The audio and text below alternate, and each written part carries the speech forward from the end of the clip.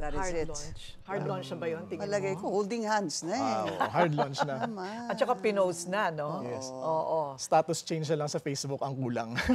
Uso pa ba yun? We're on a relationship. Medyo uso pa naman. Alam mo, marami ng mga status ngayon, ah. It's complicated. Merong it's Yeah. complicated.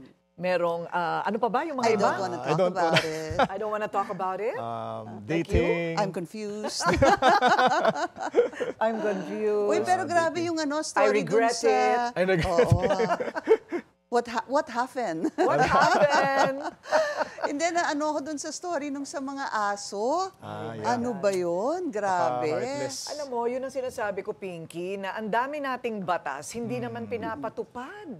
Kasi yung dogfighting is really illegal. It has been illegal for a long time.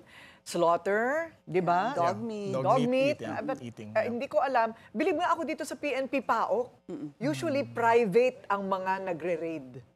And then they just get they try to get the cooperation of the PNP. But maganda ito, at least sariling wisyo ng PNP. Congratulations to Congratulations. PAO. And I guess Time. more than that really is yung mga LGU, alam niyo naman what is happening around your Yes. ano, di ba? Oo. Yung inyong mga scope kung saan kayo naninilbihan, marami naman nagkukwento kung anong mga nangyayari doon. Huwag niyo na pong payagan. Oo, Ipahuli hulihin. niyo na yung mga yan. Pero kung may lagay sa barangay captain. Oo.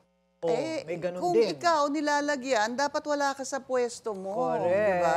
Dapat correct. nakalagay ka sa kulungan. Kulungan at kayo ang mag-dog fighting na mga Talaga. kapwa mo ang barangay captain. Sila mag-dog pound. O kaya pakain natin sa aso. Ay, grabe. Wag na. Dali sa City Pound. Dali sa City Pound.